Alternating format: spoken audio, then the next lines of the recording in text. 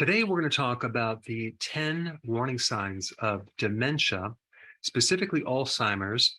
And I have some additional very important information to share with you that relates to your genetics. For example, if your grandparents or your parents had it, does that mean you're going to have it? I'm also going to touch on some important information relating to the actual cause of Alzheimer's. There's been some recent information on the amyloid plaque theory that is completely going to flip things upside down. But before I touch on the warning signs, I just have to say, out of all the stresses that someone experiences, a loss of a loved one, a loss of your mother with Alzheimer's or your father is probably one of the most devastating things that can happen, not just for you, but for them as well. Because you're in a situation where you're gradually losing yourself and you're losing your ability to think and remember and locate things and navigate. So it's very, very unstabling. It's very confusing, and it's basically terrifying. My wife's mother had Alzheimer's, and Karen was so close to her mom. I mean, it was her best friend. And it was just tragic to go to the nursing home and visit her, to see all these family members trying to communicate and trying to connect with this person that they love. I mean, to this day, that Karen just, misses her and she thinks about her all the time. So today I'm going to talk about the warning signs, and I'm going to give you some things that you can do to hopefully reverse this situation in a loved one and even in yourself. Okay, so with that, let's start with the warning signs first. The first warning sign is a change in language, okay? Coping for different words, trying to look for different words that you can't remember. And just realize as I go through this, it doesn't mean that you have Alzheimer's or dementia.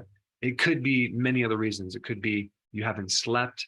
It could be your blood sugars. It could be a B12 deficiency. It could be many different things. But these are just potential indicators that there could be a problem in this area.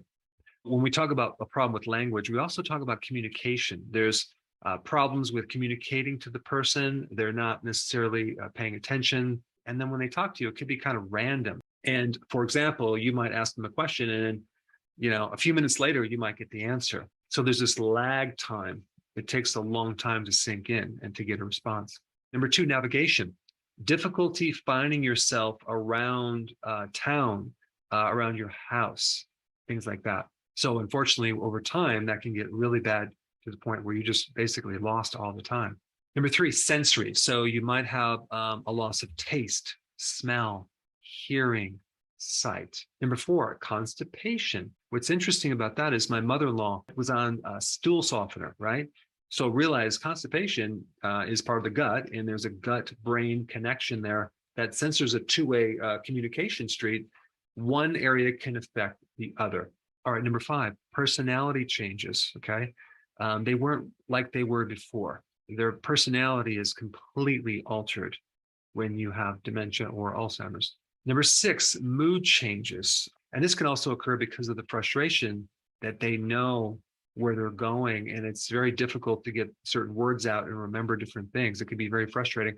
So that's why it's really important not to correct someone if they make a mistake with words or anything, because that not only frustrates them, but it can actually make it worse. If you're constantly correcting someone, even if they don't have Alzheimer's or dementia, you basically kind of lock it in where they start to do it more and more and more. All right, number seven, memories. Locating pictures and thoughts that you had before are difficult, especially recent memories. Okay, that could be one of the indicators. Number eight, thinking. The ability to solve problems. Now, solving problems also involve having a memory of past similar situations that you're drawing on. And if you can't access that data, it's very difficult to solve problems. So if someone can't solve problems, they're going to have a lot more problems built up, and that's going to be more frustrating. All right, number nine, their overall awareness is affected. So you can kind of even look in their eyes and see that they're not 100% there. That means their attention is not on the environment in the present. It's somewhere else. And number 10, they keep repeating themselves. So they might have no idea that they just said something twice. So again, if they do that, don't remind them because that'll make it worse. Just move on and just ignore it. Now, there's some recent information I want to share with you. And I'm going to put the link down below of a video that I did on this topic. And basically, there was a researcher in 2006 that committed fraud on this area of Alzheimer's and fabricated data that wasn't true. And this related to amyloid plaquing causing Alzheimer's. Because the problem is that even people without Alzheimer's has this plaquing and they don't have Alzheimer's. And so all the research money that went to this theory, okay, and just has not been fruitful. I mean, I'm talking like millions and millions of dollars. And so now that casts a huge doubt on the actual cause of Alzheimer's. So there's some new theories about Alzheimer's that makes a lot of sense. And I did a whole video on it. And that relates to the lysosome. Now, what's a lysosome? Lysosome is it's a little part of the cell that like the garbage disposal, okay? And so that part of the cell becomes dysfunctional in Alzheimer's patients where the cell cannot get rid of the garbage. So the garbage keeps backing up. You can imagine in your house, if you never took out the garbage, okay, what would happen over a period of time? It's going to get really toxic. And that's exactly what happens with the neurons. And there's a lot more data I want to share with you on this lysosome, this angle of the cause of Alzheimer's. Because right now, if you look at all the factors that align with that, it all makes total sense. What happens in the lysosome is a condition called autophagy. And autophagy is the recycling of, garbage to get fuel in the body and also to get new cells. And so I'm going to get into a little plan to show you how to improve autophagy. But the current theory that makes the most sense with the cause of Alzheimer's is a dysfunctional autophagy or lysosome situation. There's mixed data about this, that there's certain specific genes that will cause Alzheimer's.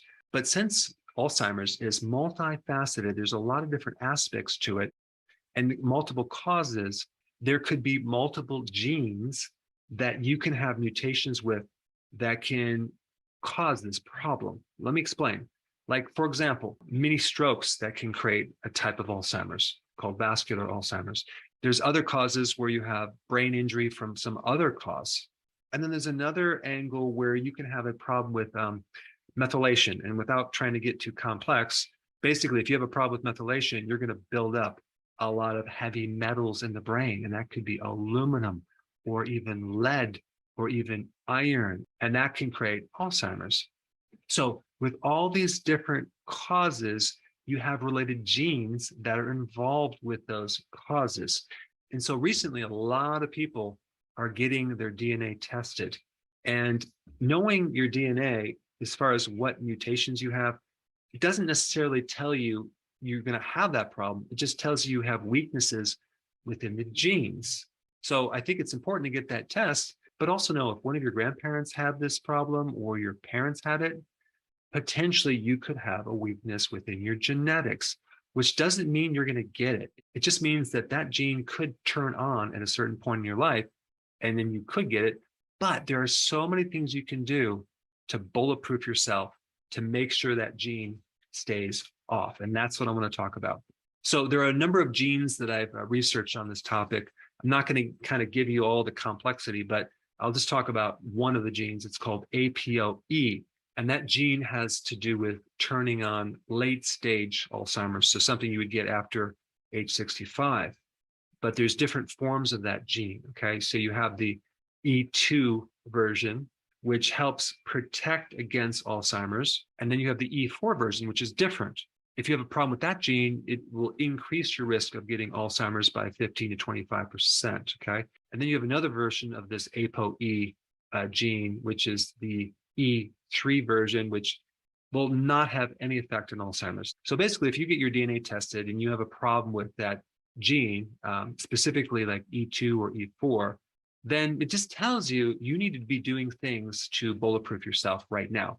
Now, there's another gene called APP that has a lot to do with what I said before on autophagy, which is that lysosome cleaning up all the garbage in the cell. If you have a problem with that, then you need to be doing a lot more autophagy and strengthening the cleaning out process, because you have a problem with detoxification. If you don't do extra things, the cells become very, very toxic. And then there's other genes involving the methylation. I touched on that a little bit, but if you have a problem with that gene, what you need to do to solve it is to take larger amounts of B12, not the synthetic version, but the natural version, as well as the natural version of folate. So what happens if you don't have this good methylation problem, you're going to build up heavy metals, okay? You're going to have a hard time detoxifying mercury. So this tells us you shouldn't be eating certain types of fish, okay? This tells us that you should be very careful about taking too much iron, especially iron in synthetic supplements, especially iron in enriched flour products. So understanding the weaknesses that you have can give you a lot of power in doing something about it, because now you're aware where your weak links are. Now, another heavy metal would be aluminum, right? And of course, the aluminum deodorants and aluminum pans should be avoided. So now the question is, okay, and I summarize this for you to make it really simple. Let's say you have problems with all of these genes, okay, that relate to dementia or Alzheimer's. What can you do? And this would be good for any person with Alzheimer's. There are very important actions you can take that are epigenetic actions, which are lifestyle actions that can help you control your genes. Just because a gene is mutated doesn't mean you're going to have a problem with it, okay? So these genetic factors will keep things in check, okay? Number one is to change the fuel that they're running on to the ketones, okay? You want to run the brain on ketones. The brain loves ketones. It's a preferred fuel. And I'm talking about going from glucose to ketones. And the way you do that is putting the person on a low carb diet, as well as doing intermittent fasting, okay? Both of those will induce ketones and it will support the brain, even if there's damage to the brain, because the first thing to go downhill with Alzheimer's is damage to the hippocampus. And the hippocampus is all about navigation, memory, and things like that. So a ketone fuel will bypass the damage, feed the neurons directly, because at the heart of the matter is a shrinking brain, a brain that's atrophying, a brain that has neurons that don't connect well anymore. And so they're starving of fuel. So if we feed them ketones, we will instantly see at least some good improvement. All right, number two, you want to induce autophagy. Autophagy is not some cellular thing. It's a condition that you put your cells into so they can recycle garbage, okay, and damaged proteins. And the most potent way to stimulate autophagy is with fasting, okay? Regular intermittent fasting with periodic prolonged fasting. But you can also induce autophagy with exercise. So you don't even have to go to a gym to exercise. You can be exercising at your home, doing a mild version of it, you know, stretching, things like that. But any exercise is better than no exercise. The next thing is green tea. The phytonutrient in green tea, EGCG, can greatly help you and also induce autophagy. Curcumin is another really good natural phytonutrient in turmeric that can help induce autophagy. Number three, omega-3 fatty acids, specifically the EPA and the DHA, which your brain desperately needs. And I would recommend getting it from cod liver oil. Make sure if you're getting your omega-3 from fish that you do the least amount of heavy metals or mercury as possible, because what we're trying to do is we're trying to eliminate all these extra things that can create problems. And that would be number four, reduce heavy metals, okay? So you're going to have to understand what fish that you can eat and what fish you can't. Selenium is the trace mineral that helps reduce mercury. So if you do have fish, maybe you take selenium at the same time to lock up that mercury so it doesn't become a problem. Distilled water is something I would also recommend. Unfortunately, this might be a pain, but to get one of those distillers where you have stainless steel, okay, and not the plastic jug, but glass, and you can make your own distilled water and consume a good amount of the water being distilled water. Why? Because you have to realize what is in tap water. I mean, and even filtered water, there's still all sorts of chemicals. When you distill it, you remove everything. And so it's a really good way of drinking pure water without the heavy metals, as well as pulling out metals from your body. Okay, it's a great detox. And then you can just put the minerals that you want back in. So that's really important. Make sure you don't take supplements that are synthetic, because a lot of times it has the wrong type of iron, and that can really mess with all sorts of things, because we don't want these synthetic vitamins and we don't want these elemental minerals from supplements. So it has to be really like food-based or plant-based type nutrition. Not food, I'm talking about the supplements themselves. Make sure that they're really like food-based. Number 5, methylation. I mentioned on that. B12. Okay, you need a lot more B12. You can get a supplement with B12 and folate if you have this problem.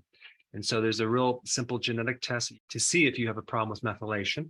Okay, but then the solution is simple: B12 and folate. Number 6, medications. Okay, if your loved one is on medications, you need to work with the doctor to get them off, because even with my mother-in-law, we found that she was on incontinence medication and she was on all these things that had side effects of memory loss. So once we made those changes, she did a lot better. Okay, it didn't resolve the problem, but it improved the problem. Then we have number 7, vitamins. Now, these specific vitamins have a direct effect over your genes, okay?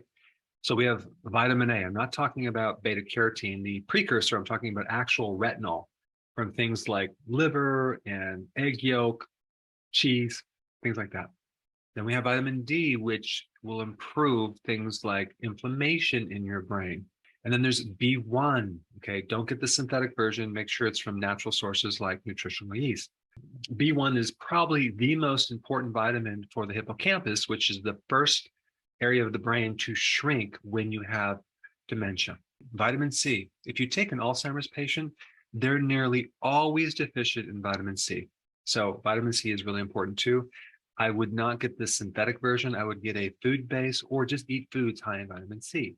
The top vitamin C food, believe it or not, is sauerkraut.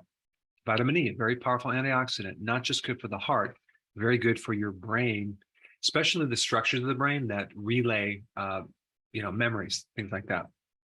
And then we have vitamin K1. And this is interesting because people who are on like Coumadin drugs, which basically block vitamin K1, have a higher risk of getting Alzheimer's than people that don't.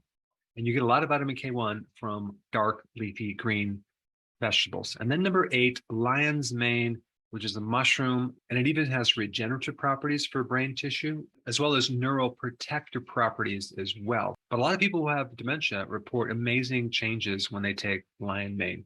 Now, if you haven't seen this video on Alzheimer's, that I actually talk about the amyloid plaquing not being the cause for it, you should definitely check that one out next. Very important.